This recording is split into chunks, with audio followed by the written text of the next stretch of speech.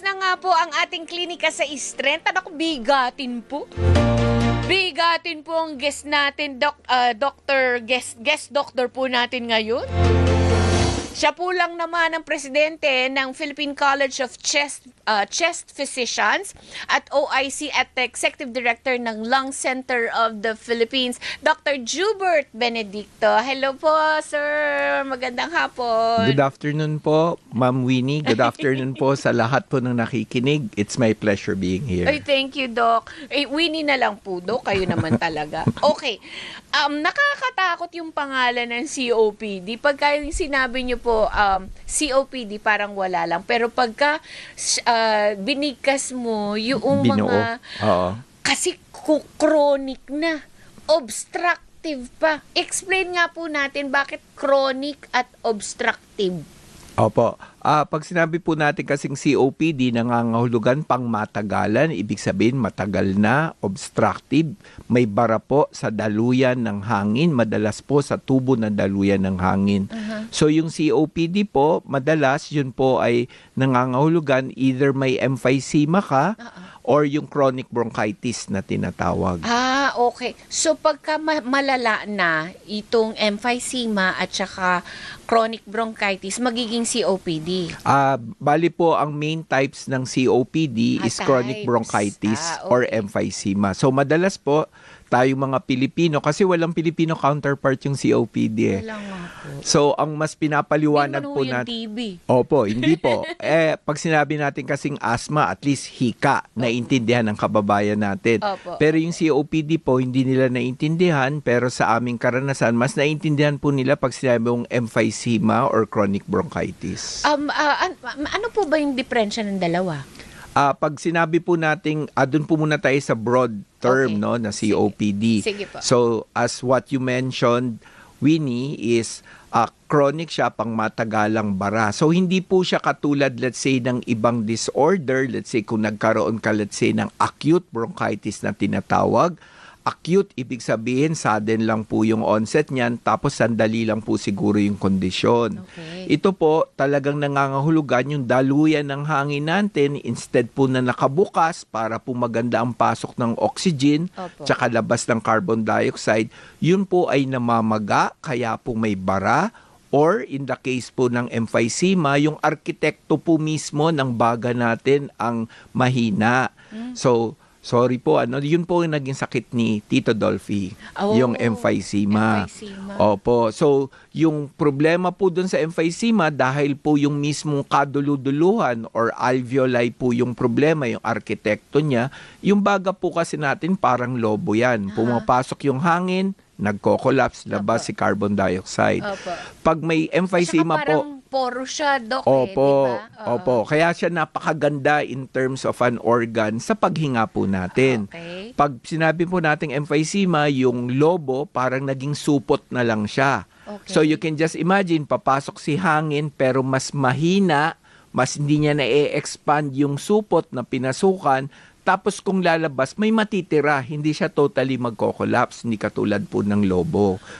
Dapat ho ba pagka nag-exhale, walang matitirang hangin? May matitira pong konti kasi hindi naman po talaga natin na ilalabas talagang tuluyan. Opo. Pero po sa mga may emphysema, yung natitira po, malaki-laking bahagi pa rin po yun.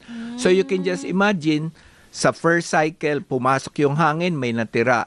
Ito ka ulit, hihinga ka. May pumasok, may natira. Sa bandang huli po, konti na lang yung allowance mo para magpasok ng hangin. So you can just imagine po, yun po ang dahilan. Dahil sa naiipong hangin doon, yun po ang dahilan kung bakit po hinihingal ang karaniwang pasyente. And kung hindi na ilalabas lahat ng CO2, de poison yun, sir. Opo. So yung iba pong medyo severe na po na emphysema, so yung tinatawag natin parang hypercapnia or yung tumataas na po yung CO2.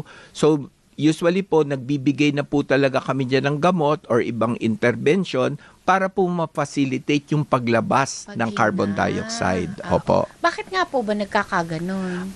Madalas po talagang accountable po na risk factor, paninigarilyo. Smoking! Opo, talagang yun ang kalaban po namin bilang Ay, may bago espesyalista kayong ng baga. kalaban. Vaping! Yes. And Oo. merong, okay, choosing the lesser evil, sabi nila, manigarilyo ka na lang kaysa mag-vape. Although, you are not suggesting to do either. Oo. Tsaka tumitibay na po yung ebidensya na yung concept po kasi ng mga Pilipino nga baliktad, dahil nakita nilang ay nako, established na talaga na masama yung paninigarilyo. Yeah. So yung concept ng iba, baka vaping okay naman kasi kung tutuusin, sinasabi daw nila mas konti yung nicotine, mas konti yung dangerous substances sa isang sigarilyo. Opo. Pero hindi po totoo yun. Marami na pong pananaliksik, tsaka yung agham nating nagsasabing maskin po yung vaping, marami pong contents doon ng mga chemicals na yung sira at pamamaga sa daluyan ng hangin tsaka sa mismong baga, sometimes nga po mas malala pa kaysa sa sigarilyo. Meron akong narinig na kwento, Dok. Meron tayong first recorded na namatay because of vaping. And they found out na yung chemicals daw from the vape that he was using, dumikit doon saan nga po ba dumikit? Mismo sa lungs o Opo. doon sa tube? Opo, sa baga po mismo. Sa baga mismo. Opo. At hindi daw natatanggal. Parang plaster. Opo. Kasi yun po talaga ang nakita based nga po sa autopsy findings. Wow. Kasi yun na-mention nyo po, wala siyang ibang risk factors eh. Yeah. Hindi naman siya naninigarilyo. Tapos malakas po siya gumamit ng vape at matagal-tagal na po ang paggamit niya ng vape. Wala siyang ibang risk factors. Hindi naman manginginom, hindi diabetes.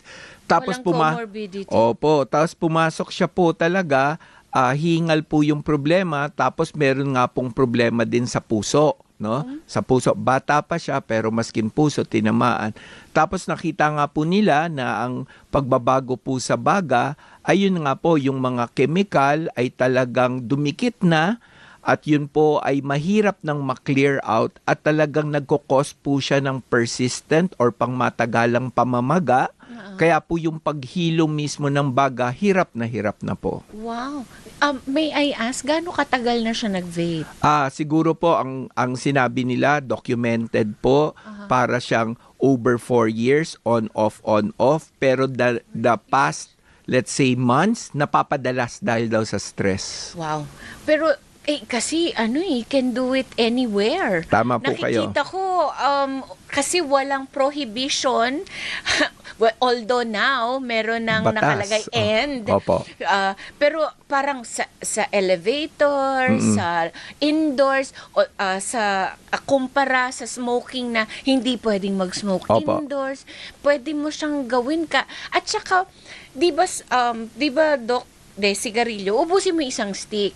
Pagka sinindihan mo yan, hindi mo na pwedeng papatayin, tas babalik, sisindihan mo ulit. Oo. Ang vape kasi, parang pagka you feel the urge, nakikita ko na kahit pa konti-konti, paano ko ba ma-explain yun, Doc? Do you know what I mean? Opo. Yung minsan ginagawa nila pa utay-utay, no? Yeah. Kasi nga po, ang point nila, tama po kayo, pag may crave ka, nandyan yung urge mo, gagamit ka, tapos pakiramdam mo, masasatisfy ka lang, di parang ang point mo, next cycle. Pero actually, yan po yung problema namin. Kasi po, yung urge mo or yung desire mo to feel that good feeling, mas napapadalas. Kasi naramdaman mo yung difference nung gumamit ka tsaka hindi eh. Tapos yun po ang concept. Tama po ang sinabi ninyo. Ang naiisip po kasi na, di bale, konti lang naman. Hanggang mawala lang ulit yung urge ko or ando na ulit yung feel good feeling. So yung concept nila, konti lang, konti. Napatunayan na po sa mga pag-aaral na depende po sa concentration po dun sa vape pod. Yeah. So sometimes po ang isang vape pod contains, let's say, isang pod lang siya, at least 1 pack of cigarette.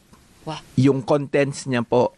No? So, At least. Opo, So at it least. can be more. Yes. That's why, Sorry, Opo. Doc. Ano yung pod? Paano ba itsura niya? oo, yung pong parang, kasi ang vape po parang may heating device siya, di ba? Nakikita natin yung parang tubo, di po ba may heating device, parang sigarilyo. Okay. Tapos po yung source po ng chemical, pod po yung tawag doon. So Li- naka-storage liquid siya? Liquid po siya. So, parang pinakukuluan yun, sir? Opo. So parang nilalagay mo siya doon sa vape device mo. Opo. Tapos tama po kayo, may heating device po inside the vape device para po yung chemicals doon, yun po yung malalanghap. So yung na-vaporize niya, yun po yung ilalanghap or hihigupin ng isang individual. Parang di kagandahan ang konsepto nun. Parang Opo. may naiisip akong illegal na droga ni ganun din ang proseso. Well, anyway, okay. So, andyan na, may mga underlying problem na because of that. So, kung halimbawa, sir, yun na, meron ng emphysema. Paano po muna Madadiagnose. Opo, madadiagnose. Opo, usually po doon tayo sa symptoms. So usually po ang isang individual na may emphysema or chronic bronchitis, yung may emphysema po talaga ang bothersome sa kanya, madali siyang hingalin. Okay. No? So yung pag-usapan po natin, madaling hingalin, Yeah. madaling mawalan ng paghinga. Yung isang may chronic bronchitis kasi mas grabe po yung pamamaga sa daluyan ng hangin niya. Plema naman ang problema niya. Parang di siya nawawalan ng plema, ubo ng ubo. And in fact po, yan yung pag-diagnose namin clinically. Okay. Pag may hingal, pag hindi ka nawawalan ng plema, tatanungin ka agad sa doktor, naninigarilyo ka ba? Gano'n na ba kadalas yung nararamdaman mo? Kasi hindi naman po namin kino-consider ang chronic bronchitis kung sabihin mo, hindi, paminsan-minsan lang, isang araw lang siguro. Hindi yon. Ang madalas pong dramatic sa isang chronic bronchitis, sasabihin talaga ng isang pasyente, madalas po sa mga araw, let's say for the past 3 months, 2 to 3 months, madalas po talaga yung plema ko na halos po linggo ang nabibilang ko. Yun ang prominent sa kanya. May ubo na kasama. Opo, may ubo na kasama. Yung pesting ehim. Hindi naman po masyado, mas nandun po kami Yung sa may ubo. ubo tsaka Ubo. plema pong kasama. Okay. So pag na-diagnose po yun, madalas maggagawa po kami ng confirmatory test. Yung po yung spirometry na tinatawag or Paano? blowing test. Ayun, yung Opo. may ubo. Yung Tapos may parang may ganun. babasa. Ano po yun? Peak flow meter yung sinasabi nyo, yung may parang metro. Okay. Yung spirometry po, ang pinapagawa namin sa isang pasyente, papahingain ka namin ng malalim, tapos isusubo mo yung isang gadget, tapos blow as hard and as fast as you can. Tama po yung ginawa nyo. So sa pamamagitan ng ganun, may kukumputin po kami, makikita namin yung lung reserves mo. So talagang Ano yung makikita lung reserve doon? yung iyong kapasidad pa considering your age, your weight, your sex, and of course your height. Meron po talaga tayong normal values na let's say pag masyadong mababa, may obstruction ka na. So kinocompute po namin yung ratio na tinatawag kasi di po ba nasabi ko nahihirapan tayo mag-empty Yes. ng hangin, no? Opo. So sa ginawa mo pong maneuver, huminga kang malalim, sinubo mo yung gadget, tapos bumuga ka as fast as you can, hindi mo na ilabas lahat ng hangin, ibig po sabihin may natirang hangin doon, di po ba? Opo. So yung proportion ng reserba mo ay masyadong mababa. So nakikita po namin dahil you did the forced expiratory maneuver. May gamot po. Paano po ginagamot? Napakaganda pong katanungan. Ang una po namin sasabihin, huminto ka na sa paninigarilyo Syempre, or opo. vaping Opo. or let's say, maskin po yung ibang factors nakakadagdag eh. So yung pagsiga, yung yung panggatong, yung pag naluluto ka sa paggatong. Talaga Opo. So meron po talaga kami na encounter ang tinatawag namin na mga non-COPDs, non-smokers na COPD. Wow. So hindi po sila naninigarilyo, wala pong problema, pero po pag ginawa mo yung eksaminasyon, lalabas na konti na lang ang reserba. Tapos po may binibigay po kaming kombinasyon, madalas inhaler, para bumuka po yung daanan ng hangin, or in some cases, magbibigay po kami ng tinatawag na inhaled steroid para po humupa din ang pamamaga sa daanan ng May hangin. tremors yun, Tuki. Meron po, lalo na pag yung long-acting beta-2 agonist na tinatawag na kasama madalas ng steroid, yun po yung parang associated na side effect niya, yung tremors. Is it a death sentence?